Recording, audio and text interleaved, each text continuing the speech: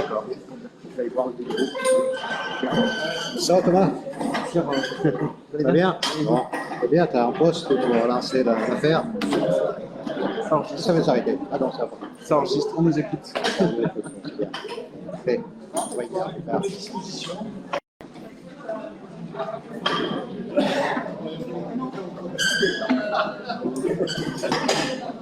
Allez.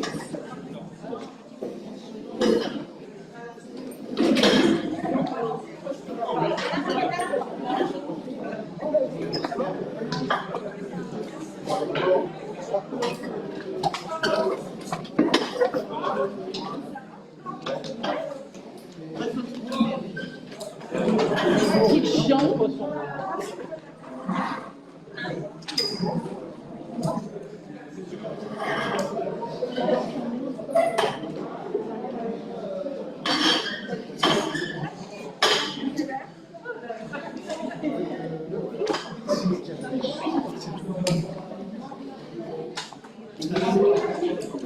Il est où? Il est parti? Tu reviens? Bien. Prends tes enveloppes. On a déjà lancé. Bonjour Jean-François. On doit être retourné.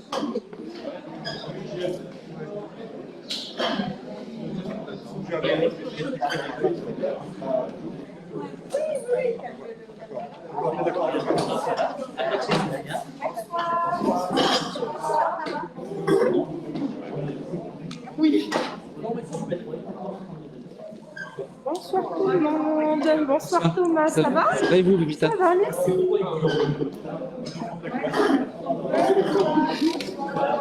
Bonsoir, ça va?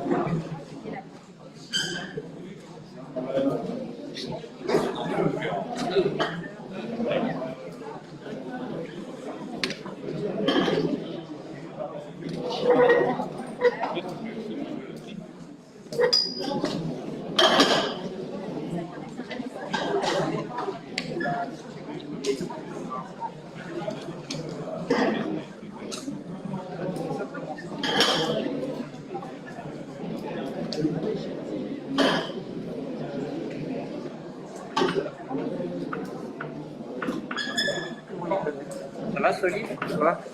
Bien, content? Il est bien là? C'est pour toi.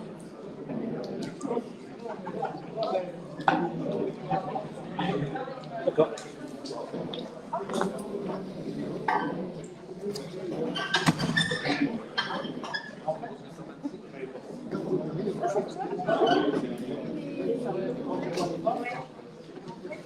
Ouais, c'est moi, 2 fois de suite. T'as raison. Ah là là là là.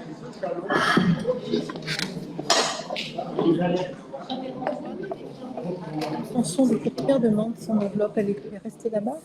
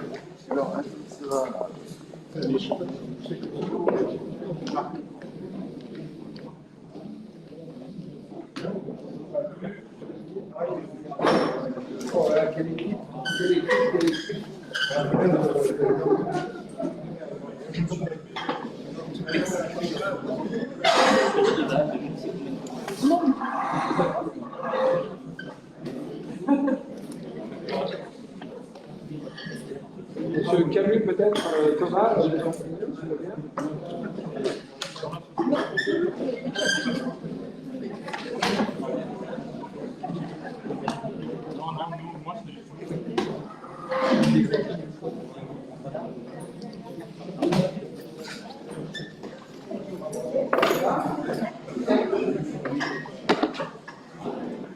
C'est pas dit bonjour.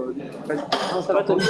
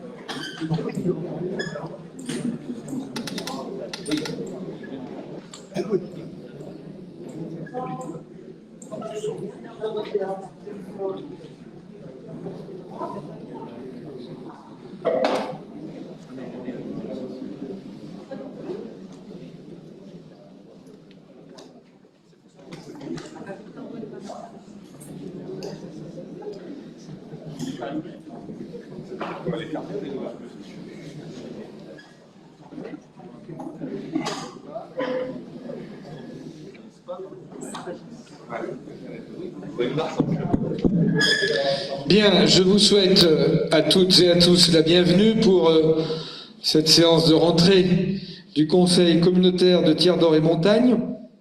Je vais rapidement faire l'appel pour m'assurer que le quorum est bien atteint, ce que les tribunes laissent penser, puisque nous avons a priori peu d'absents.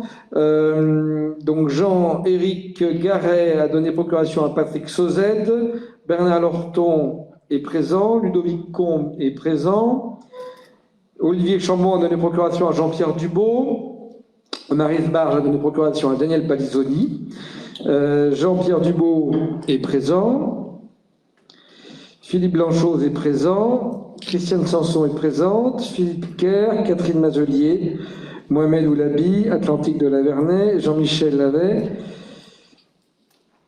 Thomas Barneria est présent, Daniel Bertuca, je ne l'ai pas vu Daniel, est-ce que sa suppléante est présente? Véronique Fédid? Non. Chantal Chassan et Yves Gacon sont présents, Ghislaine Dubien est présente, Michel Couperier, voilà. Michel Gonin est présent, et Éric Cabrolier est excusé, il est suppléé par Guy Pradel. Jeannie Brousse est suppléée donc, par Sylvie Chauny. Caroline Guélon a donné procuration à Jean-François Delair. Patrick Sauzet et Marina Dacosta sont présents. Bernard Vigneault, Pépita Rodriguez, André Debeau et Alexandra Verlogeux sont présents. La commune de Ris, est-ce que Georges Lopez est présent? Je ne l'ai pas vu, Georges. Ensuite, nous avons Daniel Balizoni. Didier Romeuf est excusé, suppléé par Christophe Dos Santos, qui est présent. Frédéric Chauny a donné procuration à Frédéric Baraduc, qui est présente. Serge Fayet est présent, Rachel Bournier, Serge Théalier, Stéphane Rodier, Hélène Boudon, Claude Gouillon-Chenot, Isabelle Furgon sont présents, ainsi que David de Rossi. Catherine Papu est excusée. Pierre Contier a donné procuration à Hélène Boudon. Monique Durand-Prada a donné procuration à Isabelle Furgon. Sylvain Herman est présent. Martine Munoz également. Taya Jimmy a donné procuration à Martine Munoz. Didier Sturma est présent. Sophie Delegue également. Éric Boucourt est présent. Francis Roux aussi. Régine Béal a donné procuration à Éric Boucourt. Tarboinen est excusé. Didier Cornet est présent. Jean-François Delair est présent. Pierre Rose est présent. Nous avons le quorum et, a priori, j'ai bien cité toutes celles et ceux qui sont présents. Si tel n'était pas le cas, merci de le signaler. Mais manifestement, j'ai bien fini l'appel. Alors, je remercie bien sûr toutes celles et ceux qui m'ont aidé à préparer cette réunion. Je pense bien sûr aux collègues vice-présidentes et vice-présidents. Je pense aux membres du bureau communautaire. Je pense bien évidemment au service de Tiers d'Or et Montagne que dirige Christophe Pili, qui est assis à ma droite. Et je vous propose de traiter les points qui sont à l'ordre du jour, en commençant tout d'abord par désigner une ou un secrétaire de séance.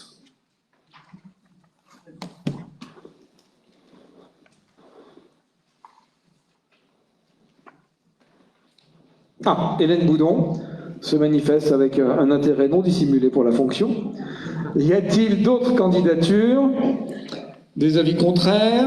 Des abstentions? Donc c'est Marie-Hélène Talon qui remet à Hélène Boudon de quoi prendre les précieuses notes, notamment sur le sens des votes de l'Assemblée. L'ordre du jour appelle ce qui a fait l'objet de l'annexe numéro 1, c'est-à-dire le compte-rendu de la réunion du 15 juillet. Est-ce que ce compte-rendu fait appel à des questions ou des observations? Y a-t-il des avis contraires à son adoption? Des abstentions? Il est approuvé à l'unanimité, je vous remercie. L'ordre du jour appelle ensuite un dossier d'ordre, on va dire, financier et fiscal. Vous avez lu la note qui vous a été transmise. Vous savez que la taxe professionnelle, l'impôt économique, a été supprimée en 2010, qu'il a été remplacé par deux composantes, une CVAE, cotisation sur la valeur ajoutée des entreprises, et une CFE, cotisation foncière des entreprises. Que cette CFE, lorsque son montant imposable, c'est-à-dire quand on parle de foncier, on comprend que ça concerne des mètres carrés, que les mètres carrés sont tellement peu suffisants qu'on est en dessous des écrans radars, eh bien le législateur a prévu une base forfaitaire minimale. Vous avez tout ça dans le rapport. Vous savez également qu'on a le souci de modérer le plus possible la pression fiscale sur le territoire et que, afin d'éviter le plus possible à recourir à une augmentation des taux de fiscalité, nous faisons à la fois avec les services Christophe Pili, Philippe Prada, directeur général adjoint en charge des finances, Olivier Chambon, le vice-président en charge des finances, et moi-même, un travail, parfois accompagné aussi d'un bureau d'études, pour vérifier que nous mobilisons bien notre potentiel fiscal notamment à travers les valeurs locatives, en vérifiant que certains ne soient pas en dessous de ce que payent les contribuables dans une situation identique.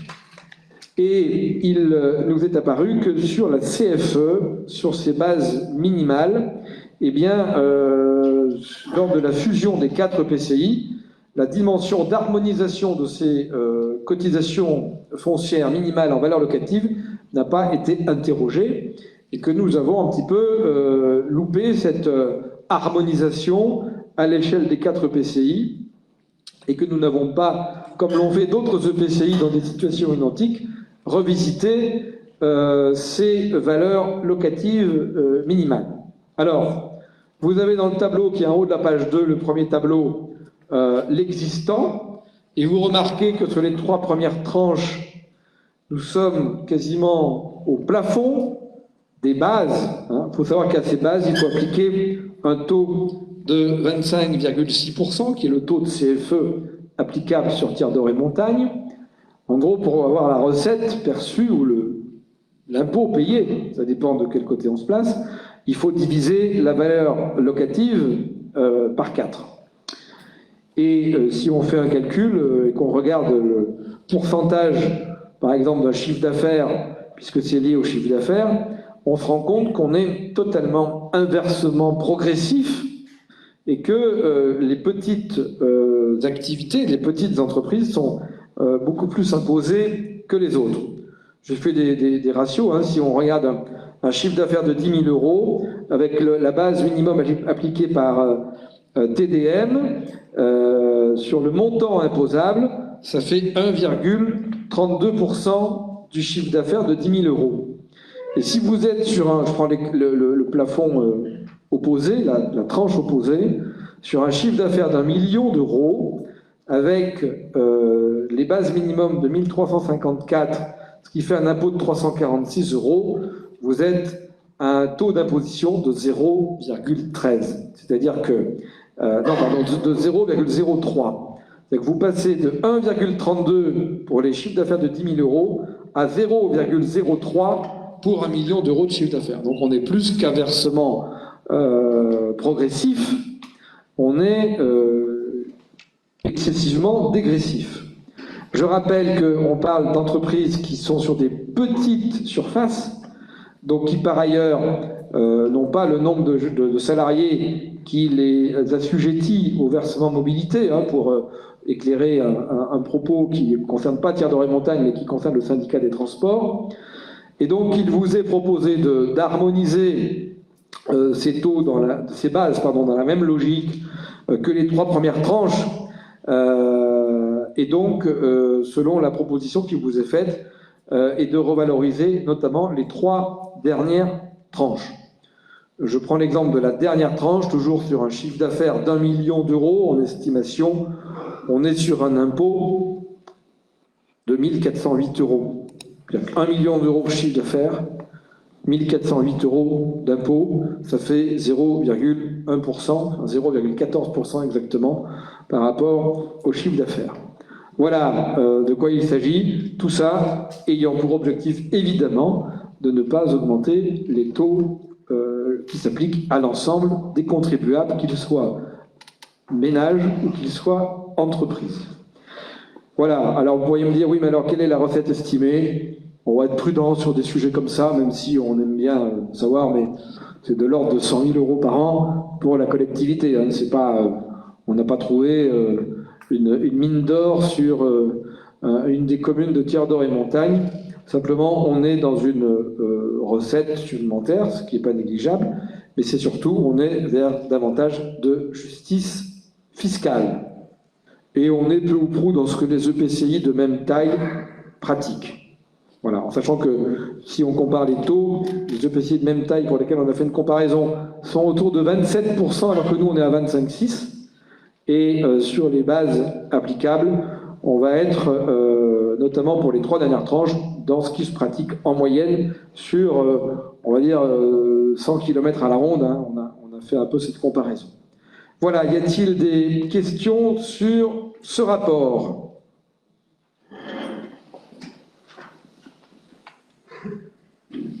Des avis contraires? Des abstentions? Eh bien écoutez, je vous remercie. Le point suivant, c'est le pacte financier et fiscal qu'on applique au fonds de péréquation intercommunale et communale.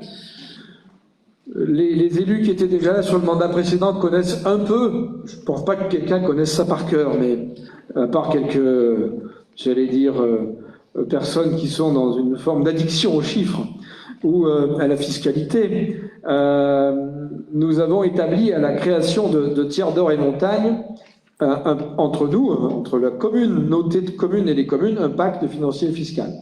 Dans une logique de justice fiscale à l'intérieur de la communauté de communes, à l'instar de ce que l'État fait via le FPIC. Je rappelle l'esprit du fonds de péréquation à l'échelle nationale. Ça a été délibéré par le Parlement. Peu de temps après, d'ailleurs, la suppression de la taxe professionnelle, ça n'a pas de lien, mais c'est quand même dans la même période. Le Parlement a considéré qu'il fallait faire davantage de péréquation verticale, c'est-à-dire de prendre aux EPCI et aux communes les plus riches pour redistribuer aux EPCI et aux communes les moins riches. Et donc, le législateur a créé un fonds de péréquation dans lequel aujourd'hui, les volumes financiers sont de l'ordre d'1 milliard d'euros.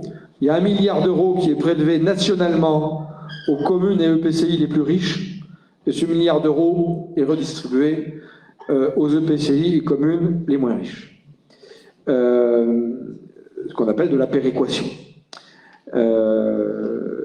Il était prévu que l'effort augmente, mais je pense qu'il y a certaines communes qui ont été entendues au Parlement, et donc l'affaire a été, pour l'instant, limitée à ce milliard d'euros, à quelques centimes près. Et donc, les communes sont ou contributrices ou bénéficiaires, et les EPCI sont ou contributeurs ou bénéficiaires. On a bénéficié, nous, d'un impact qui est l'impact de la fusion des 4 EPCI. Je voudrais rappeler qu'à la création de TDM, donc il y avait 4 communautés de communes, que la commune de Thiers, en 2016, l'année N-1 de la création de la communauté de mémoire, je parle sous le contrôle de celles et ceux qui étaient déjà élus, devait contribuer à hauteur de 300 000 euros. Idem pour la commune de Puy-Guillaume, qui devait contribuer aussi à hauteur de 300 000 euros, parce que considérée comme riche, et au milieu de communautés assez petites, considérées elles aussi comme riches indirectement, les communes. Et donc le fait de se regrouper dans un ensemble intercommunal où il y a certes des communes qui ont des entreprises et qui sont donc, de ce fait-là considérées comme riches, mais également avec beaucoup de communes qui n'ont pas d'entreprise et donc peu de matières taxables et peu de recettes.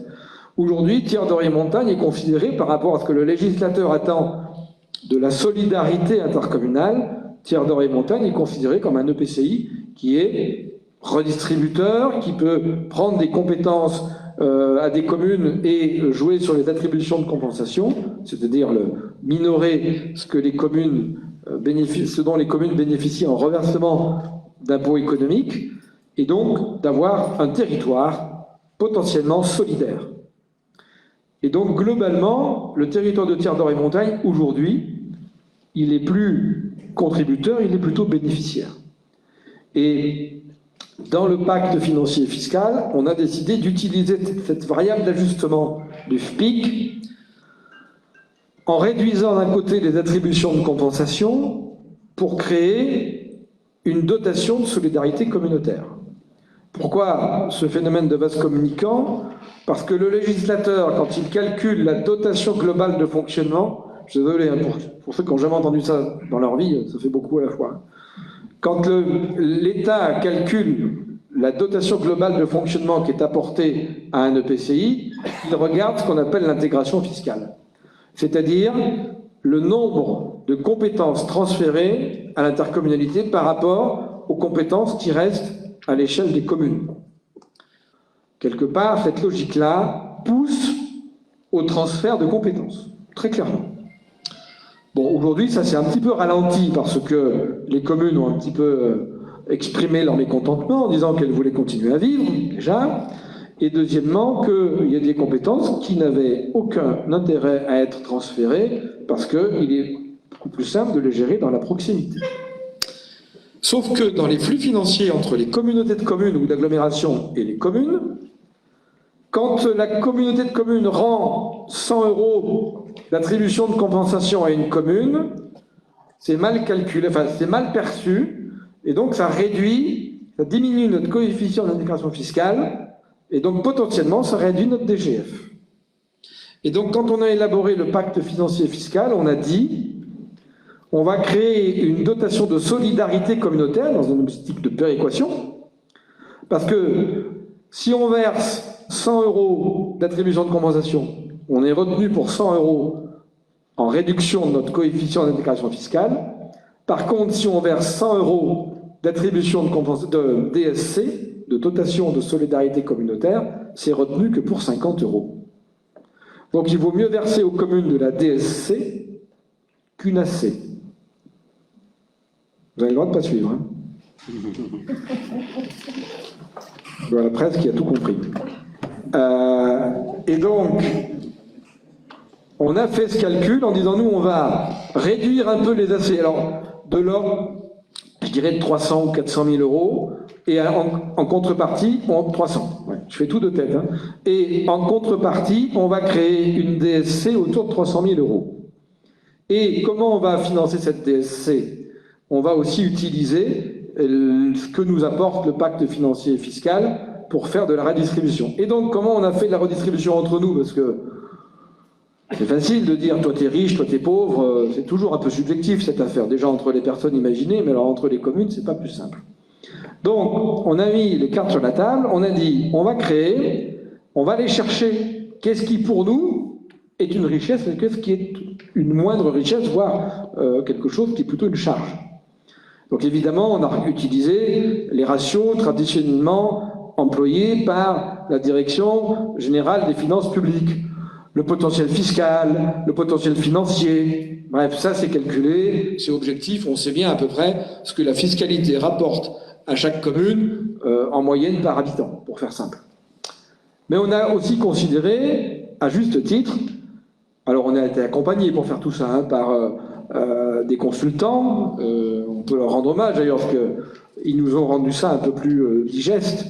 Je pense à l'universitaire Patrice Raymond et son collègue Stéphane Loureiro, peut-être qu'ils se souviennent qu'ils ont été utiles dans les discussions.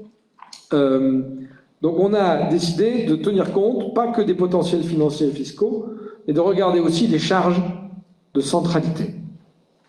Parce qu'on a effectivement des communes à l'échelle des 4 anciennes communautés, mais aussi à l'échelle de la nouvelle communauté, des communes qui ont des équipements que tous les habitants des autres communes utilisent et qu'ils ne financent pas à travers leurs impôts.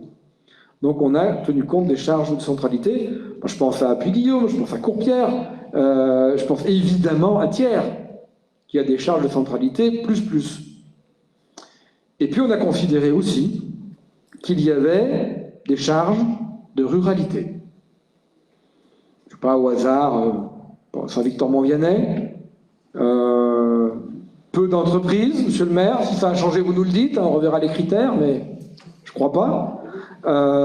Peu ou pas d'entreprises et beaucoup de kilomètres de voirie, beaucoup de hameaux, ce qu'on appellerait en urbanisme de l'habitat dispersé, qui a beaucoup de charme pour la tranquillité, mais ce qui n'est pas très heureux pour les finances communales. Bien, donc tout ça a été pondéré et de manière très consensuelle, puisque je rappelle que le pacte financier et fiscal a été approuvé à l'unanimité par le conseil communautaire et a été approuvé par chacun des 30 conseils municipaux de TDM. Voilà un petit peu l'histoire. Et donc, on a classé les communes en fonction de, encore un sigle, pardon, mais je les explicite tous normalement, un IPAC. On a créé un indice de pouvoir d'achat communal, c'est-à-dire le potentiel financier et fiscal, les charges de centralité, les charges de ruralité, et on a dit, voilà, dans quelles conditions on peut être riche ou pauvre, plus ou moins riche, plus ou moins pauvre, et dans quelles conditions le peu de grain à moudre qu'on a, parce que c'est pas des sommes extravagantes, mais on va faire de la solidarité entre nous. Voilà. Et ce qui fait que tous les ans, on est amené à délibérer ici pour avoir une application, ce que la loi permet encore une fois, pour avoir une application du fonds de péréquation intercommunale et communale dit dérogatoire par rapport au droit commun, et c'est le sens de la délibération qui vous est proposée. Alors, je parle sous le contrôle à la fois de Philippe Prada, et puis je salue en son absence Olivier Chambon, parce qu'on y a beaucoup travaillé. Quel est l'esprit par rapport à 2020? Vous avez les deux colonnes à la fin de la page 3, enfin, vous voyez, à droite de la page 3 qui expliquent les choses. Vous voyez qu'il y a un petit delta, il y a un peu plus en 2021 d'argent pour les communes, on est à 613 000 au lieu de 603 000, et vous avez un peu plus d'argent au niveau de la communauté, 25 000 au lieu de, enfin 58 000 au lieu de 25 000, 56. Ce qui fait que globalement, on est un tout petit peu mieux loti que l'année dernière. Maintenant, si on regardait au cas par cas ce que l'État, ce que les services fiscaux ont produit comme document, qui a été envoyé à toutes les communes, hein, donc vous ne découvrez rien ce soir, hein, en tant que maire en tout cas, il y a des communes qui auraient pu être perdantes et d'autres gagnantes par rapport à la répartition de l'année dernière. Ce qu'on a voulu faire, c'est garantir à toutes les communes au minimum le même montant que l'année dernière. Ça veut dire que le petit delta positif qu'on pouvait récolter, on a dit voilà, au moins pour faire les budgets, souvent ce qu'on fait, on met la somme de l'année précédente et puis on voit si c'est mieux ou si c'est moins bien, au moins il n'y aura pas de moins dans les recettes communales. Tout ça résultant de l'application du pacte financier et fiscal. Hein. Le 99% des sommes résultent de l'application du pacte. Et les petites variantes, le petit peu de grain à moudre, voilà, on a fait en sorte que personne ne perde. Et il vous est proposé cette répartition qui permet aussi à la communauté de communes d'avoir un petit delta positif. Alors, comment on peut l'expliquer ou le justifier? Je rappelle que, par exemple, le toilettage des bases fiscales qu'on est en train de faire, qui va quelque part, si tout ça est bien fait, rapporter un peu plus de fiscalité d'abord aux communes, ensuite à TDM. Ces travaux et ce financement du bureau d'études qui nous accompagne, il est intégralement pris en charge par TDM et rien ne sera demandé financièrement aux communes. Alors ça, c'est des tours de passe-passe qu'on ne peut pas faire si à un moment on ne se trouve pas quelques petites marges de manœuvre. Voilà. Et je pense que la vertu de l'exercice, c'est de dire, avec ce petit plus, à la fois pour les communes, qui aucune ne perd un centime par rapport à ce qu'elle avait l'année dernière. Et de l'autre côté, TDM, qui a aussi un petit bonus de l'ordre de 25 000 euros, enfin 30 000 euros, ça permet de financer, entre autres, hein, mais s'il fallait donner une explication, on pourrait donner celle-là, que ça permet de financer les études liées à la revalorisation estimée, attendue en tout cas, des valeurs locatives, tant les premières indications nous laissent à penser qu'après le travail du bureau d'études Finandev, puisque c'est de lui qu'il s'agit, et à taux constant, on ne touche pas les taux de fiscalité, mais simplement en révisant les anomalies de quelques valeurs locatives, on aura à la fois à l'échelle communale et à l'échelle communautaire des recettes fiscales un peu améliorées. Voilà, je n'ai pas lu le texte, hein, mais je vous ai fait un petit rappel des épisodes précédents. Et bien évidemment, je suis à l'écoute, ainsi que les collègues et Philippe Prada, à votre écoute pour répondre à toutes les questions qui peuvent se poser.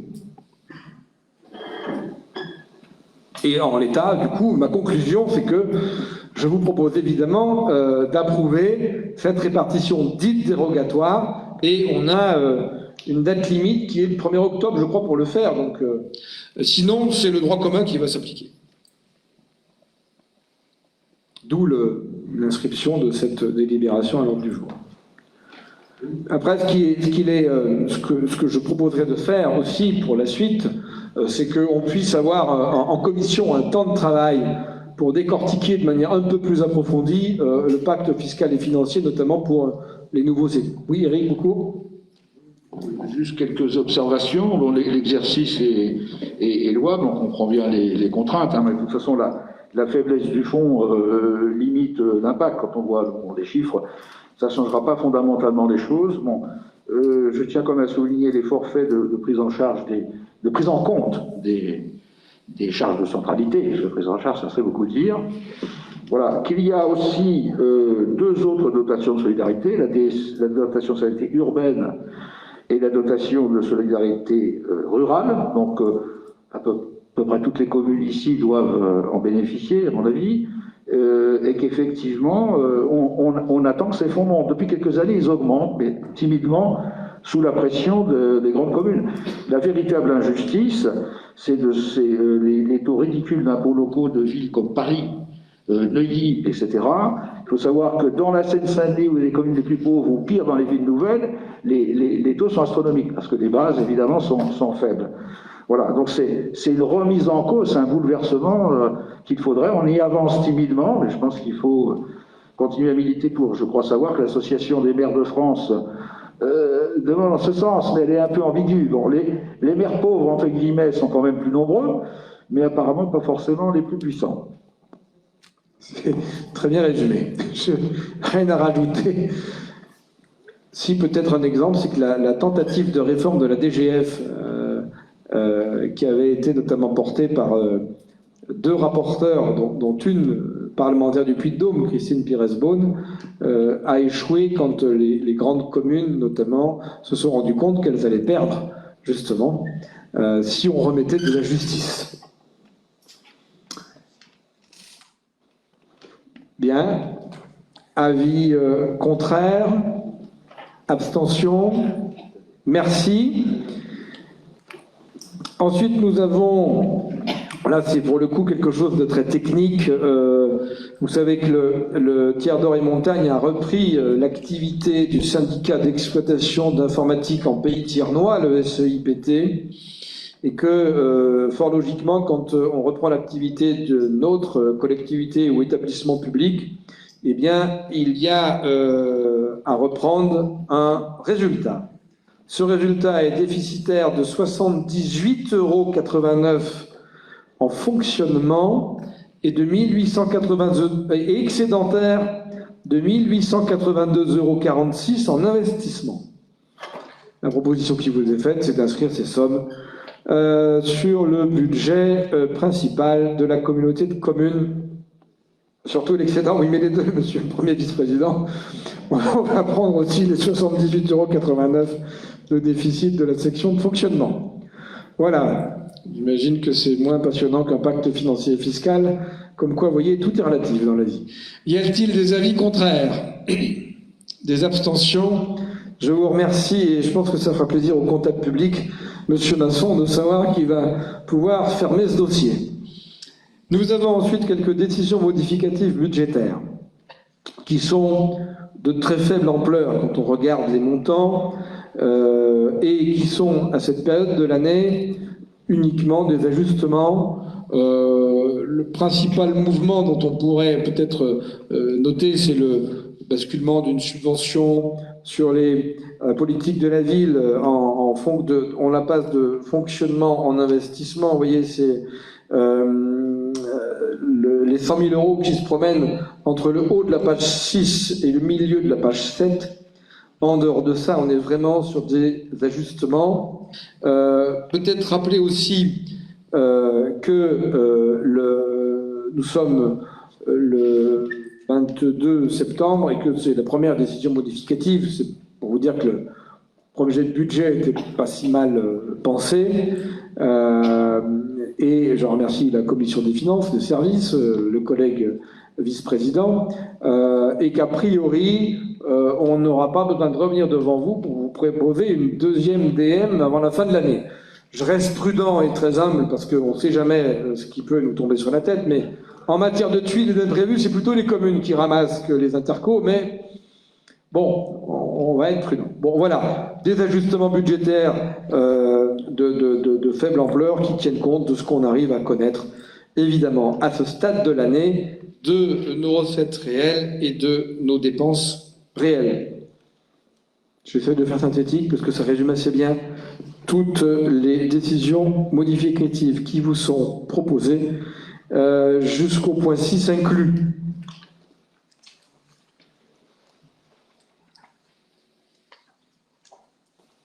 Des questions? Avis contraire? Abstention? Eh bien écoutez, je vous remercie. Nous avons ensuite un fonds de concours que nous pourrions, si vous en êtes d'accord, attribuer à la commune de Thiers, notamment dans le cadre du NPNRU, nouveau programme de renouvellement urbain pour le centre ancien de Thiers, et la convention pluriannuelle qui nous lie avec l'ANRU, l'Agence nationale de renouvellement urbain. Il s'agit d'un fonds de concours de 79 218 € et un plan de financement modifié, notamment pour le programme de l'école du Moutier, parce que c'est ce sujet-là qui est l'objet de cette proposition de délibération, sur un total de travaux, études comprises d'1 666 863,97 € et avec donc les financements que vous avez en miroir, si je puis dire, dans la colonne de droite, entre la région, l'État via la DSIL, TDM via son fonds de concours et la ville de Thiers par son autofinancement. Voilà. Des avis contraires? Des abstentions? Je vous remercie. Le point 8, il vous est proposé de le traiter lors d'une séance prochaine, puisque nous n'avons pas, contrairement à ce qu'on pensait, finalisé le dossier, donc il vous sera proposé une prochaine fois. On arrive au point numéro 9, concernant les équipements vélos.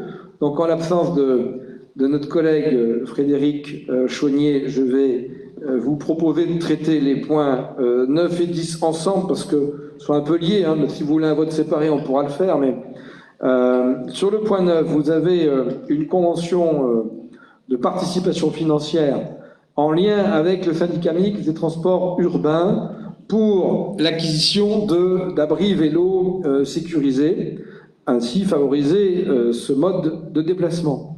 Il y aura 21 abris vélos qui vont être installés sur les communes dont vous avez la liste et que je ne vais pas répéter, soit près, alors en sachant qu'il y a plusieurs emplacements vélos par abri vélo, ce qui fait un total de 220 emplacements vélos répartis dans 21 abris vélos. Voilà, donc nous sommes concernés en tant que propriétaires de 2 sites. Tout d'abord, le site de la base du lac d'Aubusson. Donc là, on a un programme d'abri vélo via le SMTUT de 16 places de stationnement pour 12 812 € de dépenses hors taxes. Et pour le siège de TDM, un abri vélo de 12 places alors avec 6 emplacements sécurisés, bornes de recharge et tout ce que vous avez dans le rapport, pour un montant hors taxe de 19 397 €. Il y a un financement qui a été obtenu par le syndicat à hauteur de 80%, donc on est au plafond de ce qu'il est possible d'obtenir, et du coup il vous est proposé de participer à hauteur de 20% du montant résiduel pour ces 2 dossiers, celui à 12 000 et celui à 19 000, soit 6 441,80 hors coût annexe d'albéton et de raccordement au réseau. Voilà. Tout ça, évidemment, étant dans le cadre du projet et du label Territoire Vélo, avec notamment l'axe 1 qui vous est rappelé dans la note. Voilà, donc la proposition qui vous est faite, évidemment, c'est d'autoriser cette participation financière de 20%. Y a-t-il des questions? Avis contraire? Abstention? Je vous remercie. Et cette convention suivante d'occupation du domaine public, toujours avec le SMTUT. Donc, vous avez ça en annexe 4 des rapports pour utiliser les sites concernés, à savoir la base d'Aubusson et le siège de TDL. Oui, Éric, beaucoup. Pas de souci, hein. On avait vu aussi ce projet dans le cadre des SMTUT. C'est une très bonne chose, mais ça concerne pour l'essentiellement des lieux de loisirs, hein. Mais pas les établissements d'enseignement. Or, la majorité des vélos sont concentrés dans les collèges et lycées. Alors, c'est un peu compliqué puisque le chef d'établissement peut considérer que ça le regarde si c'est son emprise ou pas, qu'il doit prendre en charge ou pas. Mais je propose quand même qu'on se rapproche des chefs d'établissement et qu'on étudie ça sérieusement. Voilà, parce que là, je ne mets pas en cause ce qu'on vient de voter, bien sûr, mais le besoin est quand même essentiellement là. Les habitudes aussi, il y a un côté grégaire entre les jeunes. Il y a les vélos et les autres engins de roues motorisées. Bon. Actuellement, enfin à ma connaissance, en tout cas à tiers, ils sont sous la pluie. Bon. Et on n'est pas sur la Côte d'Azur, quoi. Et en plus, le nombre d'emplacements est très insuffisant. Voilà. Donc ça ne met pas du tout, c'est un sujet, mais je voulais le signaler quand même au passage, dans l'idée de développer ce type de déplacement, il y a un travail à faire qui dépend peut-être pas seulement de nous, mais en tout cas l'impulsion, si elle ne vient pas des élus, je n'ai pas l'impression qu'elle vienne spontanément de l'Éducation nationale. Merci. David de Rossi. Oui, Monsieur Beaucourt, on a évidemment sollicité tous les établissements scolaires à participer parce qu'ils peuvent eux aussi prétendre au programme à vélo et donc déposer leur dossier pour obtenir les subventions pour avoir ces abris. Donc on les a tous sollicités, même le foyer jeunes travailleurs, l'Atrium. Ils vont le faire ? Il y en a certains qui vont le faire, oui. Et tout ça, effectivement, je complète la réponse de David de Rossi. Et puis quand c'est bien le SMTUT qui va faire ce travail en lien avec les établissements et en lien avec non seulement l'éducation nationale, mais aussi les collectivités territoriales support, que sont le département pour les collèges et la région pour les lycées. Voilà, mais ce travail est éminemment nécessaire, on est bien d'accord. Tout à fait. Attention, je voudrais préciser par exemple qu'à Puy-Guillaume, le département a installé des portes-vélos abritées. Oui, oui. Je ne sais pas comment ça se passe dans les autres collèges de Thiers et de la Monnerie par exemple, mais je peux dire qu'à Puy-Guillaume est doté de portes-vélos abritées. Installé par le département. Puy-Guillaume étant une référence depuis plusieurs années. Bernard, je dirais depuis 4 ans. Puy-Guillaume étant une référence pour nous toutes et tous, ça va forcément inspirer le reste du territoire. C'est pas une référence, mais ça existe. À Compiègne, c'est pareil. Hein. À la Monnerie. Le collège a intégré un abri vélo à l'intérieur avec un toit, etc. Et nous, pour l'école primaire, on a financé, mais que des accrochages intérieurs pour pas que les enfants se fassent voler leur vélo, mais c'est pas abrité. Mais bon, c'est déjà ça. Il n'y a rien sur le collège de la Monnerie, mais je crois que c'est sans doute lié avec l'important projet de reconstituer tout le collège. Il y a donc un travail très important qui va être fait sur ce collège. Voilà. Bien, en tout cas, la remarque est tout à fait justifiée et on la travaillera dans le cadre du SMTUT. Il faut quand même aller compter, parce que entre l'équipement et le besoin, il y a parfois quelques écarts. Bien, je soumets au vote cette convention d'utilisation du domaine public. Y a-t-il des avis contraires? Des abstentions? Eh bien, je vous remercie. Nous avons ensuite les dossiers en lien avec l'habitat. Et je confie la parole à Stéphane Rodier, premier vice-président. Oui, alors le premier point, il s'agit de désignation de représentants dans les différentes instances de la SPL Gaïa qui est en charge de porter en particulier le foncier pour territoire zéro chômage de longue durée. Je pense tout à fait particulièrement à la ferme écobiologique où le foncier sera porté par cette SPL. Et donc, il est proposé la nomination de 7 membres au sein du conseil d'administration et d'en rajouter un pour l'AG de la SPL. La SPL est composée En fait, il y a deux membres principaux, donc Thiers d'Or-Montagne d'un côté, la ville de Thiers de l'autre. Et la ville de Thiers a désigné ses représentants lors du dernier conseil municipal. Il est proposé, et c'est toi qui as la liste, mais du coup, il me semble, alors, comme de toute façon, voilà, pour Thiers d'Or-Montagne, donc il est proposé que Tony Bernard puisse siéger au sein de cette SPL, ainsi que Jean-Pierre Dubout, Pierre Rose, Rachel Bournier, Olivier Chambon, Philippe Blanchose et Philippe Kerr. Il n'y a que des Philippe. Et de rajouter pour l'AG Bernard Lorton, qui ont tous donné un avis positif par rapport à cette liste. Y a-t-il d'autres candidats? Éric Boucourt. On est obligé de passer au vote. La ville de Thiers est représentée par Johan Batojac. Oui. Mais on peut aussi, en tant qu'élu TDM, être candidat à SPL. On avait imaginé, c'est que les différentes sensibilités thiernoises soient représentées par la délégation de la ville de Thiers. Quel cas, il n'y a pas de membre de la majorité de Thiers non plus dans la liste. Hein. C'est justement pour représenter l'ensemble du territoire. On n'a pas fait d'appel à candidature à d'autres sensibilités au sein du conseil communautaire. Ok, j'en prends note. Mais c'est parce que nous, on n'aime pas bien les listes convenues à l'avance. Voilà. Oui, ce qui était convenu à l'avance surtout, c'est que les différentes sensibilités soient prévues dans la délibération thiernoise. J'en prends note. Et ça a été le cas avec M. Bentejac.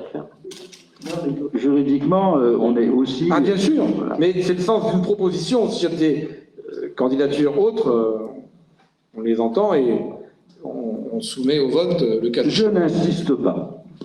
Merci. C'est surtout par rapport au temps. Bon, par rapport à la liste qui vous a été proposée, y a-t-il des avis contraires? Des abstentions? Je vous remercie. Le point suivant est une convention d'utilité sociale avec un des bailleurs sociaux importants de notre territoire qui est Auvergne Habitat. Alors vous avez reçu un document assez important parce qu'il fait... Annexe 5. Il fait de mémoire, il doit faire pratiquement une centaine de pages. Sachant que pour ce qui concerne notre territoire, avec ce bailleur social, nous avons 231 logements sur ce territoire, dont 34 qui sont en quartier politique de la ville. Vous avez vu que d'autres collectivités territoriales, alors EPCI la plupart, participent, plus le département. Il s'agit d'un dialogue qu'on a voulu mettre en place. Alors, pour ce qui nous concerne, bien évidemment, ayant assez peu de logements dans les quartiers politiques de la ville, on est relativement modeste par rapport à ce qui était notre rôle au sein de cette convention. Toujours est-il que c'est la première fois que nous signons une convention de ce type. Y a-t-il des questions par rapport à cette affaire?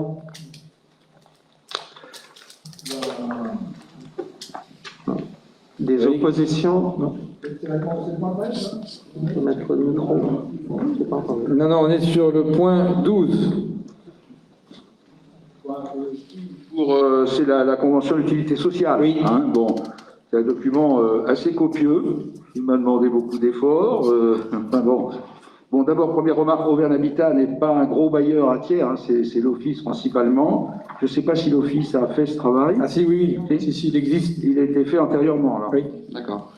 Bon, simplement, j'ai relevé, bon, il y a beaucoup de bonnes intentions, enfin, bon, qui sont très, très générales, hein, ça donne l'impression d'un copier-coller qu'un document fait par Action Logement au plan national. Bon, il y a quand même quelques adaptations locales, et je trouve que les ambitions en termes de mise aux normes énergétiques sont fort modestes, voilà.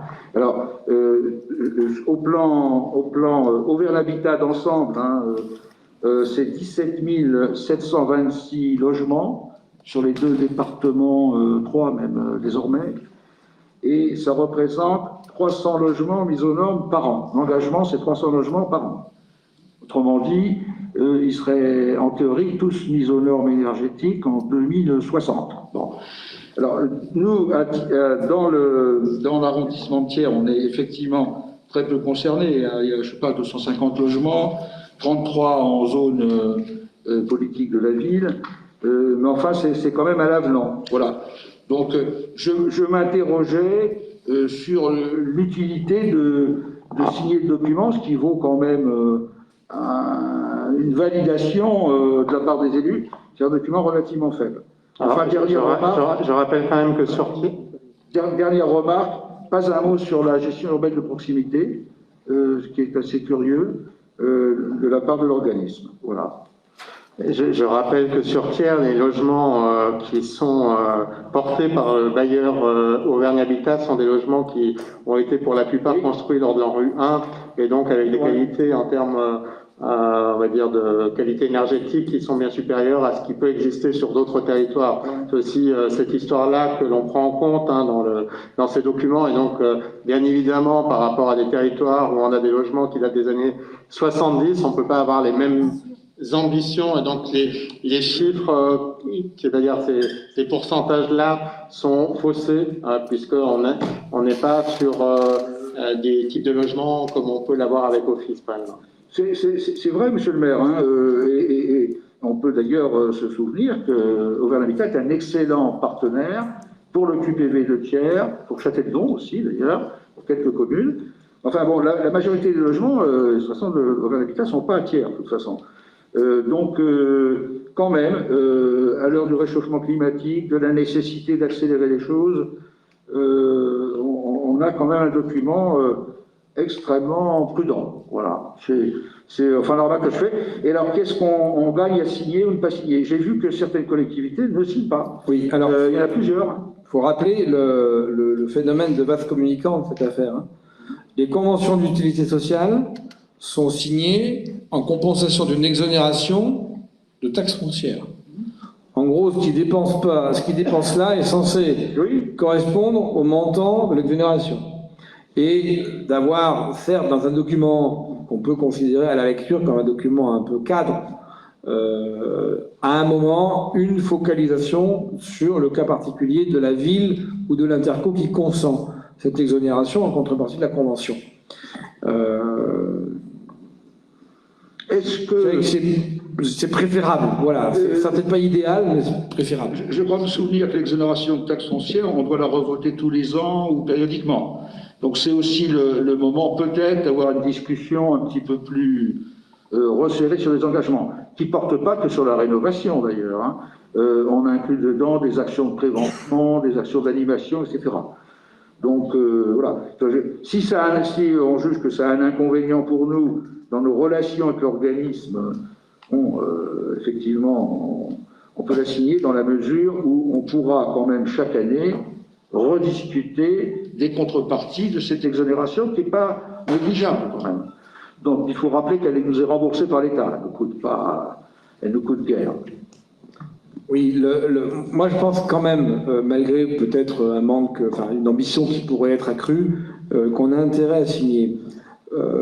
Pour une raison assez simple, c'est qu'il n'est pas toujours facile de construire des partenariats avec des bailleurs publics qui, souvent, en raison de l'affectation des crédits, ce qu'on appelle d'aide à la pierre, qui sont majorés pour les secteurs très denses et moins bons pour les secteurs ruraux, sont pas toujours très enclins à venir au-delà du périmètre métropolitain.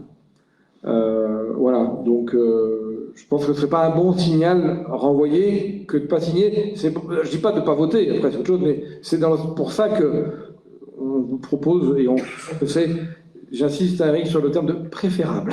Oui, non, mais je voulais juste souligner que le document n'est pas si mirobolant, c'est pas proportionnel à la taille du document, il y a beaucoup de graphiques, et bon, d'accord, c'est pas des engagements mirobolants. Mais je partage l'idée que, bon, on a quand même de bonnes relations avec cet organisme, on a le moyen quand même chaque année de faire avancer quelques exigences, donc j'espère que ce sera le cas. Donc moi je suis pas opposé à la signature. Y a-t-il d'autres remarques? Avis contraire? Abstention? Merci. Toujours Stéphane Rodier pour le point numéro 13 cette fois. Alors, point qui concerne la DSEA 63, une convention tripartite entre la DSEA 63, d'ailleurs cadre d'article, le conseil départemental et Thiers d'Or-Montagne et la ville de Thiers pour la mise en place d'une équipe d'éducateurs de rue, équipe qui va être financée, si ainsi vous le décidez, de la manière suivante. Le département mettrait 100 000 € dans cette affaire, le Thiers d'Or-Montagne à 35 000 € et la ville, sous forme de mise à disposition de locaux, 17 500 €. Voilà, ça c'est de mon point de vue une excellente nouvelle. Ça fait très longtemps qu'on attendait une équipe d'éducateurs de rue sur notre territoire qui a bien vocation à être sur l'ensemble du territoire. Alors, avec des priorités quand même, mais aussi bien la municipalité de la Monnerie ou celle de Courpierre sont bien évidemment concernées par cette équipe d'éducateurs de rue. Effectivement, une bonne nouvelle et un dossier qui a mis quelque temps à aboutir et je crois que en tant que dans nos relations avec les partenaires, il est important là aussi de souligner l'engagement du conseil départemental et à remercier les élus qui ont œuvré dans ce sens. La DSEA a déjà pris contact avec la mairie de la Monnerie. Et avec nous aussi. Très bien. On peut voter ? Y a-t-il des votes ? Éric Aucourt. Bon, nous nous réjouissons aussi de cette décision de 3 éducateurs spécialisés depuis longtemps attendue. Hein. C'est vrai et nous sommes favorables. Je suis plus réservé par contre sur la convention, qui est typique de la DSEA, qui n'a pas évolué. D'ailleurs, elle cite une loi de 72 qui fait allusion au secret, alors que désormais le secret doit être partagé. L'article préambule d'ailleurs rappelle que la prévention spécialisée repose sur les principes de libre adhésion, de l'anonymat, d'accord, et de l'absence de mandat, de la non-institutionnalisation. En d'autres termes, en totale indépendance des élus, plus particulièrement du maire. Alors les comportements de cette association peuvent varier localement, mais enfin, elle reste fondamentalement comme ça, on peut le comprendre. Hein. L'anonymat, on peut très bien comprendre. Néanmoins, quand il y a un problème spécifique dans un quartier, une famille, etc., le maire peut quand même avoir besoin de les en saisir et de travailler de leur côté. Et puis aujourd'hui, la prévention, le travail social, l'efficacité, c'est la coopération. Il s'agit de prévention sociale ou de prévention de sécurité, c'est la coopération entre les services, entre les élus et entre les travailleurs sociaux. Il y a des dispositions légales bien plus récentes que cette loi, que cet arrêté de 72 qui est cité ridiculement. Hein, et on est en face quand même de gens qui ont du mal, vraiment du mal à coopérer. Alors on parle d'un compte rendu deux fois par an, hein, à l'article 6, je crois. Enfin, c'est pas ça qui est attendu. Moi, je pense quand même qu'il faudrait au moins obtenir qu'il soit représenté au CLSPD, si on en a un jour, ou CLSPD, je ne sais pas, mais c'est la moindre des choses. Je parle connaissance. J'ai déjà vu, il y a pas longtemps avec ça, refuser de venir en CLSPD ou dans un groupe de travail. C'est pas acceptable. La législation a évolué, elle le permet. Ça ne veut pas dire que c'est une action au grand jour et publique, évidemment. Quand il s'agit de personnes, de problèmes de personnes, on comprend qu'une discrétion, que le secret s'impose. Mais pas avec les autres travailleurs sociaux et pas vis-à-vis du CLSPD, en tout cas en formation restreinte. Je pense que la Convention pourrait être complétée sur ce point. En tout cas, moi, elle ne me satisfait pas. Bien, en l'état, malheureusement, la proposition, c'est de la doter telle qu'elle est. Moi, je suis plus sensible à l'argument qui vise à inclure la démarche dans la démarche de CI ou CLSPD. La Convention, elle a été élaborée avec les services, évidemment, du département. Hein, elle ne sort pas du chapeau, c'est pas TDM qui a rédigé. Hein, c'est pas que la DSEA non plus. Donc, on est sur un travail multi-parties et il est bien évident que les lois les plus récentes s'imposent aux lois les plus anciennes. Et qu'on y veillera.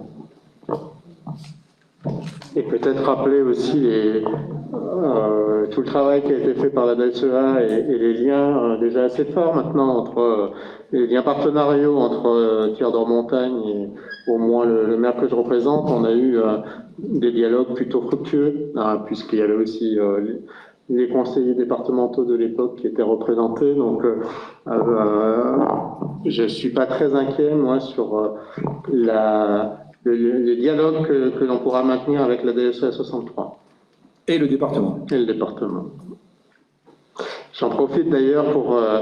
alors, je sors de mon rôle de premier vice-président et pour reprendre celui de maire de Thiers, pour remercier l'engagement aussi de Tiers d'Or Montagne, parce que c'est cet engagement-là qui a débloqué la situation vis-à-vis du département. Donc, un grand merci à l'engagement qui est celui de cette Assemblée, parce que sans celui-ci, l'équipe d'éducateurs de rue, qui est une nécessité de mon point de vue, aura encore pris 20 ans dans la vie.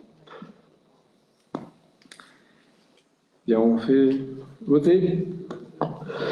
Y a-t-il des votes contraires? On vote sur quoi, là? Sur les deux propositions ou globalement? Mais sur le point 13. Maintenant, on peut faire un vote séparé. Hein. Je le demande, oui. Eh ben, on fait d'abord la participation financière et dans un second temps, la convention. On vote pas les deux en même temps? Il y a une demande de vote séparé. Bon, alors participation financière, y a-t-il des votes contraires? Des abstentions? Je vous remercie. Et sur la convention en elle-même, y a-t-il des votes contraires? Des abstentions? 2 abstentions. 2 ou 3? 3. 3 frais de procuration. Bien, merci Stéphane. Nous arrivons au pôle technique et le rapport annuel sur le prix et la qualité du service public de prévention et de gestion des déchets ménagers pour l'année 2020, l'objet de l'annexe 7, que va nous résumer de manière très synthétique Philippe Kerr, vice-président en charge du dossier. Merci Président. Donc, vous le savez, le Code général des collectivités territoriales précise que les collectivités en charge du service public de prévention et de gestion des déchets ménagers et assimilés ont l'obligation de présenter un rapport annuel sur le prix et la qualité du service public de prévention et de gestion des déchets ménagers et assimilés. Donc, ce rapport doit être présenté chaque année à l'Assemblée délibérante. Donc, quelques précisions sur le rapport, je pense que vous l'avez tous lu. Je tiens tout d'abord aussi à remercier les services pour l'élaboration de ce document, qui n'est pas toujours simple à réaliser. Donc, quelques points d'information concernant, entre autres, les bacs de regroupement, qui sont désinfectés 2 fois par an. Donc, le coût par session est de 9 000 €. Ça nécessite 3 agents sur 4 semaines par session. Donc, il y a eu une session en avril, et la nouvelle va débuter incessamment sous peu. Donc, c'est prévu pour début octobre. Sur ce point-là. Vous l'avez peut-être remarqué sur la collecte en déchetterie. Donc, il y a 2 types de facturation. Donc, voilà, il y en a qui sont facturés au volume.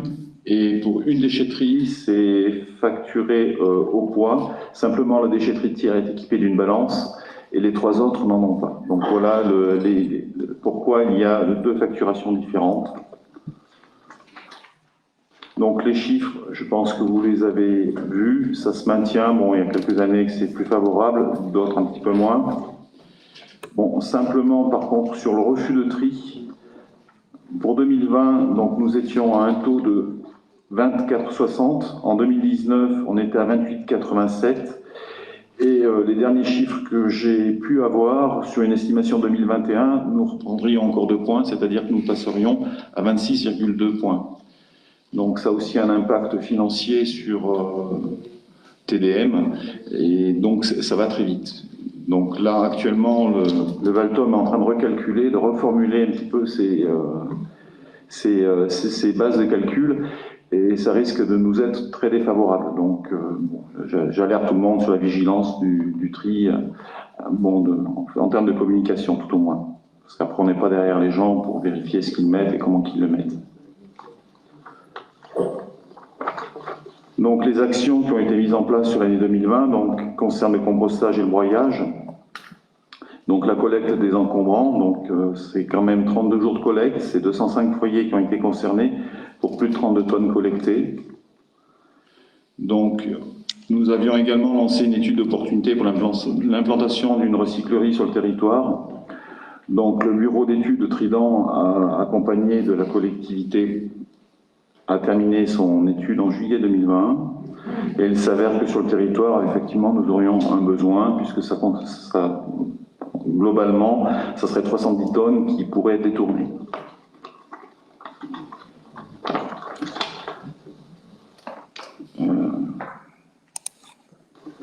Voilà, après, donc le dernier chiffre que je vais vous communiquer, c'est le coût moyen du service.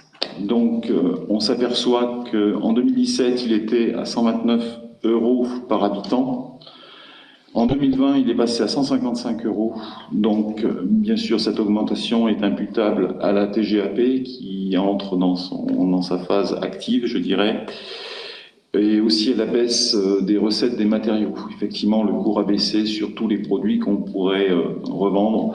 Donc, ça explique un petit peu voilà, cette augmentation de coûts, sachant que les chiffres de 2020 sont assez difficiles à interpréter compte tenu de la crise sanitaire.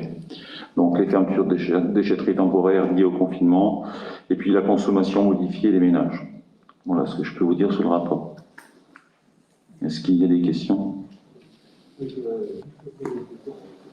Pierre, un micro peut-être? C'est pour 2021 et 2022, c'est à partir de maintenant, là, je ne parle pas de ce rapport, mais il y a donc les consignes de tri ont changé. Et sur les bacs collectifs, la proportion de bacs jaunes par rapport aux bacs verts n'a pas changé. Et on se trouve sur des communes complètement débordées avec des déchets qui sont déposés partout. Oui, j'entends. Donc c'était juste une remarque. Oui, non, mais j'entends. Donc là, je vais pouvoir répondre. Les services sont actuellement font le nécessaire pour étudier un petit peu et rééquilibrer ces manques sur les bacs jaunes. D'autre part, cette année, il a fallu équiper aussi Puy-Guillaume, donc en termes d'investissement de bacs, etc., donc ça a un petit peu compliqué la chose, mais là, ça va rentrer dans l'ordre très rapidement. Il y a un travail d'étude qui est fait actuellement. On observe avec finement l'évolution des volumes suite aux nouvelles consignes de tri. Il y a plusieurs adaptations possibles. Il y a la fréquence des collectes qui peut un jour être basculée au cas par cas. Et il y a aussi individuellement ou dans les cas des regroupements dans certains types d'habitats, dans les hameaux notamment, s'il faut faire évoluer le volume des bacs, c'est quelque chose que le service peut traiter. Alors avec un peu d'anticipation parce que on n'achète pas un bac comme on va acheter une laitue, mais il y a moyen aussi de faire évoluer le volume des bacs. Il y a aussi le fait qu'en période estivale, on a les résidences secondaires, on a des touristes et tout, ça se remplit et il y a moins de tournées parce qu'il y a des congés aussi de certains personnels. Il y a des tournées qui sont décalées des fois sur une période centrale. Là. Oui, tout à fait. Et donc là, à ce moment-là, on se retrouve complètement envahi de déchets. Non, mais là, justement, ça a bien été pris en compte. Donc l'étude, comme souligné M. le Président, a été réalisée. Donc ça va rentrer dans l'ordre, je le souhaite, très rapidement. En tout cas, ce qu'il faut, c'est que les informations nous soient transmises, parce que y a ce que les chauffeurs et les rippers peuvent voir par eux-mêmes, et puis il y a les constats faits par les communes, les services municipaux, les maires sont les bienvenus pour alimenter les données du service étudiées et adaptées. Moi, je suis tout à fait de l'avis de Pierre, donc les bacs étaient surchargés. Maintenant, depuis la rentrée, on nous a supprimé les bacs, à plusieurs points. Alors j'espère qu'on ne les a pas distribués à quelqu'un d'autre. Il faut que ce genre d'infos soit remonté instantanément au service pour qu'on y réponde. L'objectif, c'est que la collecte se fasse de bonne manière, qu'il n'y ait pas de déchets qui traînent et que les bacs correspondent aux besoins des habitants. On a plusieurs points où les bacs sont partis. Oui, là, c'est à traiter au cas par cas. Et si on a, pendant la période estivale, des secteurs qui ont une surfréquentation prévisible, parce que des fois il y a des cousinades qui arrivent tous les 10 ans, on ne peut pas toujours les anticiper, mais il peut y avoir des surcharges prévisibles, Et si on les anticipe bien, là aussi, le service pourra fournir pendant 1 mois, pendant 2 mois, des bacs supplémentaires. Voilà, donc n'hésitez pas à faire remonter toutes les... Il y a une intervention, une question de Chantal Chasson. Oui, parce que l'aumônerie a une particularité puisqu'elle est dotée de points d'apport volontaire.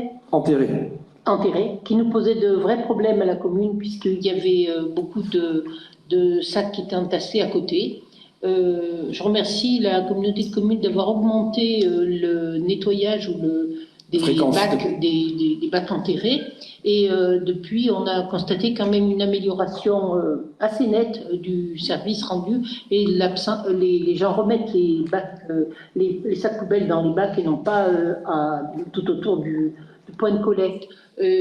Merci aussi au service d'avoir tenu compte on avait constaté un trou dans la raquette et qui vient d'être reconstitué. Merci. Ce qui est bien, voilà, c'est qu'on ait des infos. Après, il y a des choses qu'on peut régler plus vite ou moins vite. Je précise quand même pour les collègues qui pourraient s'interroger sur la présence de colonnes enterrées sur l'aumônerie, que c'est l'époque où la communauté de communes de la montagne thiernoise avait été membre du syndicat du Bois de l'Aumône, et donc c'est les pratiques du syndicat du Bois de l'Aumône qui s'étaient étendues sur tout ou partie selon les cas de la montagne thiernoise. D'autres questions ou remarques? Oui, Éric Boucourt. Dans le même esprit, les PAV non enterrés, notamment à Vert, on a souvent ce problème de déchets, je dis souvent, c'est quasi tout le temps. Bon. Alors ça peut être lié au fait que le conteneur est plein et qu'il faudrait le signaler plus souvent. Bon. Mais il y a aussi, je pense, une part d'incivilité. Même quand le conteneur n'est pas plein, les gens qui balancent, d'abord, ils balancent pas que du verre, des fois, voilà. Je ne sais pas quelle action répressive serait possible, peut-être avec les mini-caméras, ça s'est fait, ça ou là. C'est pas très répressif, les caméras, ça permet d'observer, quoi. Faut quand même envoyer la patrouille derrière. L'action est répressive au moyen bon, ça suppose, oui, d'avoir décidé quelque chose en avant. Si on a une police municipale, un garde champêtre, ça donne le moyen de verbaliser. Si on a le numéro, il faut quand même un dispositif qui enregistre le numéro de la voiture. Voilà. Enfin, en tout cas, ça, c'est quand même intolérable. Voilà. D'une volonté écologique, on passe à une pure et simple pollution. Mais on a une recrudescence de ce type de phénomène, d'ailleurs, sur les cartons aussi, sur les gros cartons, bon, les commerçants qui ne respectent rien, enfin bon, justement, il y a il va falloir qu'on en discute et qu'on trouve des solutions à apporter, clairement. Après, on a eu des dysfonctionnements sur certaines colonnes à verre où le prestataire ne passait pas régulièrement, donc ça a engendré, les colonnes à verre étant pleines, les gens en posent à côté, ainsi de suite, et puis nous, sur Fourpierre, on a été très impactés par ce type d'événements, quoi. Donc ça amène les points propres deviennent vraiment des points sales, quoi. Donc effectivement, là aussi, le prestataire va être renouvelé, il y a un marché qui est en cours, donc il y aura aussi dans le nouveau marché des contraintes qui seront imposées. On a besoin de savoir ça parce que soit il faut qu'on améliore les clauses des marchés publics, soit il faut qu'on soit informé des situations qui relèvent de dysfonctionnement pour qu'on applique les pénalités. Une colonne à verre qui n'est pas ramassée dans les délais prévus alors qu'il y a un engagement contractuel, si on le sait, si on a un constat, et il n'a pas besoin de constat de gendarmerie, les agents peuvent très bien constater par eux-mêmes ce qu'il en est, on applique les pénalités prévues au marché. C'est assez dissuasif, ça. Voilà, donc là, ça sera en cours sur le marché du verre. L'aumônerie vient de rencontrer un championnat puisqu'on a les agents communaux ont mis dans la colonne à verre 1600 bouteilles de bière qui avaient été déposées au pied. Bien, je rappelle le sujet quand même, c'est le rapport 2020. C'est toujours des sujets passionnants, mais en tout cas qui font réagir. Mais en tout cas, je voudrais que... Alors, il y a eu une rédaction pas tout à fait adaptée dans le rapport, puisque on n'adopte pas un rapport, c'est pas un document qui nécessite une délibération. Simplement, ce qui convient d'écrire dans une délibération, c'est que le conseil communautaire prend acte qu'il a bien été présenté et qu'un débat a pu s'en suivre. Voilà, la formule exacte, c'est ça. Monsieur le vice-président, je propose de prendre acte que ce rapport a été Absolument. présenté. Voilà, tout à fait. Voilà. Merci à tous. Ensuite, merci Philippe. Ensuite, nous allons avoir le même exercice sur le service public d'assainissement non collectif pour les communes qui en sont bénéficiaires. Donc, je donne la parole à Thomas Barnerias, vice-président en charge de ce dossier. Thomas. Merci Tony. Même exercice que Philippe, donc présentation du RPQS concernant le SPANC, service public d'assainissement non collectif. Je ne sais pas quel niveau de détail vous souhaitez, on ne va peut-être pas rentrer complètement dans tout le détail. Une synthèse synthétique. Sur TDM, donc c'est 26 communes qui adhèrent au SPANC, une régie SPANC donc propre à TDM. Ça représente à peu près 4800 installations sur le territoire et environ 30% de la population. Le reste est concerné par l'assainissement collectif dont la compétence va aux communes. Concernant les contrôles réalisés, il y en a eu à peu près 280 l'année dernière, donc en 2020. Différents types de contrôles, les contrôles périodiques, les contrôles de vente, les contrôles de bâtiments neufs, de permis de construire. Les filières utilisées sont de plus en plus la filière compacte, qui représente 80 installations, plus de 80% des installations sur la dernière année, c'est en progression. C'est plutôt intéressant parce que ça filtre bien, c'est moins compliqué que les micro-stations. Voilà, ça permet aussi quand il y a peu de place. Concernant les installations, on en a sur le territoire, on a les informations sur 4000, sur les 4800 que je vous ai dit. Alors depuis 2019 que la régie a été créée, on fait remonter les informations parce qu'il y avait des gestions différentes selon les 26 communes. Cette année, on a fait un gros travail, enfin, les services ont fait un gros travail, ils ont créé donc des fiches par installation. Sur ces 4000 installations dont on a les informations nécessaires, il y en a un peu plus de 1000 qui sont conformes, il y en a 1280 qui sont acceptables et un peu plus de 1600 qui ont un avis défavorable. Ça représente 26% d'installations qui sont conformes à 100% et 58% des installations sur le territoire qui ne nécessitent pas de travaux. Je vous rappelle que TDM a signé un marché avec l'entreprise Dubo pour que les habitants puissent bénéficier de tarifs préférentiels pour les vidanges, des tarifs qui sont vraiment intéressants. Il ne faut pas hésiter à le rappeler aux habitants. On va faire un courrier bientôt, on le rappellera également. Concernant les tarifs, donc on est sur des contrôles ponctuels à 100 € et sur une facturation du contrôle périodique qui avait été décidé sur 8 ans et qui est échelonné sur les 8 ans. Donc c'est un contrôle à 120 € qu'on divise par 8, ça fait une facturation de 15 € par an qu'on va lancer en fin d'année.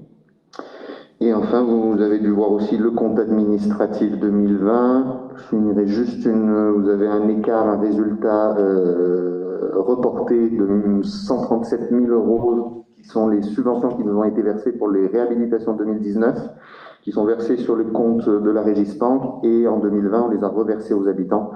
Voilà, donc ça gonfle juste le budget de manière fictive puisque c'est de l'argent qui transite juste par les comptes de la régie. Voilà, je ne sais pas si vous avez des questions.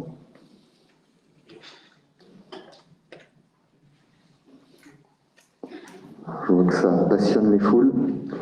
C'est-à-dire que ça fonctionne bien, donc c'est les usagers qui disent quand ça ne va pas, surtout un service comme ça. Ouais. Bien, écoutez, merci Thomas. Oui, Pour les Sylvie. subventions, est-ce qu'il y a encore des subventions possibles? Quelle est la...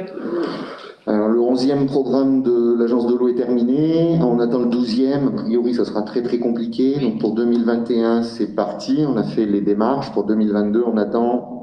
Ça va pas aller vers une augmentation des subventions, c'est sûr. Peut-être vers une diminution. Donc actuellement, dans le dernier programme, il y avait 30% de l'Agence de l'eau et 20% du département, sur un nombre assez restreint de dossiers, puisque la Comcom, ça représente une trentaine de dossiers sur les 4800 installations. Sur le 12e programme, on ne sait pas encore, mais il y a peu de chances qu'il y ait encore les 30% de l'Agence de l'eau. Il faut dire que le Parlement a bien siphonné les agences de l'eau. Ouais. Pardon pour l'expression, mais plusieurs centaines de millions d'euros ont été aspirés pour alimenter d'autres dépenses. Bien, mais s'il y a des bonnes nouvelles, on en fera profiter les usagers. On sera à l'affût, n'est-ce pas Thomas? Tout à fait. Et qu'ils n'hésitent pas à se rapprocher du service de TDM, qui aura toutes les infos, qui pourra les renseigner. Oui, c'est pareil, il faut se faire connaître. Après, s'il y a des aubaines, on en fera profiter les usagers. S'il n'y en a pas, on essaiera de trouver d'autres solutions. Mais il ne faut pas être exagérément optimiste sur le sujet. Bien, je vous propose de prendre acte de la communication de ce rapport. J'en remercie Thomas Barnaria et je remercie aussi les services qui l'ont alimenté. Tout à fait, merci aux services. Jean-François Delaire va nous parler de l'Office national des forêts et de ce que, là aussi, le Parlement essaye de lui imposer et indirectement de nous imposer à nous. Jean-François, tu as un micro vers toi? Oui, merci Président. Donc, je vais essayer de vous présenter ça succinctement, mais quand même en m'arrêtant sur des points importants. Donc, le 10 juin 2021, comme vous avez pu le lire, Dominique Jarlier, qui est président de la COFOR, avait été reçu dans le cabinet du ministre de l'Agriculture, de la Transition écologique et de la cohésion des territoires pour voir des arbitrages qui avaient été récemment conclus sur le contrat objectif et performance entre l'État et l'ONF pour 2021-2025. Et deux points avaient particulièrement soulevé son attention. Un soutien complémentaire des communes propriétaires de forêts sera sollicité. Cette contribution additionnelle est prévue à hauteur de 7,5 millions d'euros en 2023, 10 millions d'euros par an en 2024 et 2025. Je vous le traduis, ça peut donc signifier une augmentation pour les communes de 45% des frais de garde. Et d'adapter les moyens de l'ONF en cohérence avec la trajectoire financière validée par l'État, notamment en poursuivant sur la durée du contrat de réduction de ses effectifs à hauteur de 95 ETP par an. Et ça va conclure à supprimer 500 emplois à plein temps à l'ONF. On peut penser d'ailleurs qu'une telle suppression vont rester en place sur tous les postes entre guillemets d'autocrates qui vont être à Paris, et que le manque de techniciens qui sont force de soutien et de conseil sur les territoires, c'est ceux-là qui vont nous manquer cruellement. Donc, le 2 juillet, le COP État-ONF a été voté lors du conseil d'administration de l'ONF, malgré l'opposition de toutes les parties prenantes. Une petite précision, il s'est voté à 15 voix contre 15 voix, et il y avait une voix prépondérante, donc qui a fait basculer le vote, je dirais, on peut en conclure si vous avez lu le rapport, du mauvais côté. Donc, considérant que ce sont des décisions inacceptables du gouvernement, des impacts considérables sur le budget des communes qui sont déjà lourdement impactées, le risque de dégradation du service public forestier dans les territoires, l'engagement de la solidarité sans cesse renouvelé des communes propriétaires de forêts au service de la filière économique de la forêt et du bois, l'impact très grave de ces crises sanitaires sur les budgets des communes déjà exsangues, les indices significatifs des communes propriétaires de forêts sur l'approvisionnement, et ça c'est très important, des entreprises de la filière bois et des emplois induits sur ce secteur, c'est ce que représente l'économie du bois sur nos territoires, une déclaration garantie par l'État reconnaissant la filière bois comme un atout majeur pour l'avenir des territoires. Et surtout dans la transition écologique et énergétique, ainsi que dans la lutte sur le changement climatique. Il y a déjà plus de 1000 communes qui ont voté cette motion, que je vous engage d'ailleurs à voter dans vos conseils municipaux. Donc, il est proposé ce soir au Conseil communautaire d'exiger le retrait immédiat de la contribution complémentaire des communes propriétaires de forêt au financement de l'ONF, d'exiger la révision complète du projet de contrat État-ONF, de demander à ce que l'État porte une vraie ambition politique pour les forêts françaises, de demander bien sûr un maillage territorial efficient des personnels de l'ONF et le retour des techniciens sur le territoire, et d'autoriser le président à signer tout document relatif à cette motion. Est-ce que vous avez des questions? Donc, rappelez qu'on parle bien de l'Association nationale des communes forestières. Oui. C'est-à-dire des communes qui ont des forêts soumises au régime forestier et dont la gestion est confiée à l'Office national des forêts. Préciser que ça ne concerne pas la forêt privée et que ça ne concerne pas tout autre type de forêt avec d'autres gestionnaires. Pierre, qui est aux communes forestières avec moi, peut-être apporter des précisions avec le micro. Pierre Rose. Avec le micro, Pierre, s'il te plaît. On passe de 60 millions de cotisations des communes à une augmentation donc de 27 millions, ça fait bien les 45% que dit Jean-François, sur 3 ans. Mais on supprime des emplois. La chose, c'est que la contribution des communes, elle est appelée frais de garderie. La garderie, c'est fait par les gardes pour moi. Et on supprime les gardes, donc on ne devrait pas payer de frais de garderie. Mais c'est quand même quelque chose de... On veut donner à l'Office national des forêts des missions qui ne sont pas les siennes, qui sont autres que la gestion forestière, et on veut le faire financer par des communes forestières. Alors nous, moi je suis délégué au Auvergne-Rhône-Alpes, on a refusé de participer à la dernière commission des ventes pour ne pas être complice de l'Office sur sa politique commerciale. Et on est sur des mesures aussi qui peuvent être de retirer les lots plutôt que de les mettre en vente par l'Office national des forêts, de voir, parce qu'il y a la possibilité, pour faire peur à l'Office, de les vendre personnellement par comment on appelle ça, d'autres prestataires. On redonne. Et le département des Landes, où il y a beaucoup de forêts privées, mais il y a de la forêt publique, sur notamment tout le littoral, eh bien, elle est passée maintenant à la vente par les coopératives forestières. Encore faut-il, pour le coup, que ce type de réponse soit un peu massifié, parce que si c'est ponctuel, ça n'aura pas beaucoup d'effet. La seule obligation, c'est de présenter un document de gestion forestière. Donc j'en reviens, mais la remarque, c'est de dire qu'il faudrait que toutes les communes concernées aient la même stratégie. Parce que... Oui, mais c'est pour ça que, en fait, la commission des ventes Auvergne-Rhône-Alpes propose justement les volumes mis en vente, et les communes forestières sont partie prenante de ces décisions, donc voilà, il y a la possibilité d'intervenir aussi. Bien, ce qui est proposé au Conseil, c'est d'approuver la motion qui a fait l'objet de ce rapport présenté par notre collègue Jean-François Delaire. On ne va pas aller bien plus loin ce soir sur les tenants et les aboutissants de cette affaire. Voilà, y a-t-il des avis contraires, des abstentions? Très bien, je vous remercie. Alors, vous avez en fin de rapport les délibérations prises par le bureau communautaire qui sont rapportées, et vous avez aussi les décisions que j'ai été amené à prendre en vertu des délégations que vous m'avez confiées au début de ce mandat. Voilà, je voulais aussi vous dire que en application des textes, les assemblées délibérantes communales et intercommunales sont censées regagner leurs locaux d'origine à partir du 1er octobre.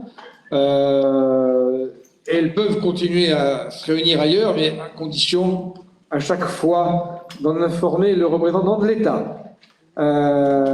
Donc, on n'exclut pas de revenir là si jamais les travaux, notamment de sonorisation du siège, monsieur le directeur général, pourraient nous permettre d'être indisponibles au 47 avenue du Général de Gaulle. Dans tous les cas, c'est l'occasion qui m'est donnée de remercier à nouveau la commune de Thiers, son maire, son conseil municipal et son personnel pour l'accueil qui nous est fait ici. Donc un merci renouvelé. Je salue également la presse qui s'intéresse à des sujets aussi ardus que les pactes financiers et fiscaux, le fonds de péréquation intercommunale et communale et autres points de l'ordre du jour de ce soir. Et je salue le service communication de Thiers-d'Orée-Montagne qui permet une retransmission normalement en direct de nos travaux. Et je salue le public qui s'intéresse à ce qui se fait dans les assemblées, qui est peuplé d'élus qui le représentent. Voilà. Merci à toutes et à tous. Merci évidemment à tous les services de CDM qui ont préparé cette réunion. Et je vous donne rendez-vous, si je ne dis pas de bêtises, le 30 novembre. Merci.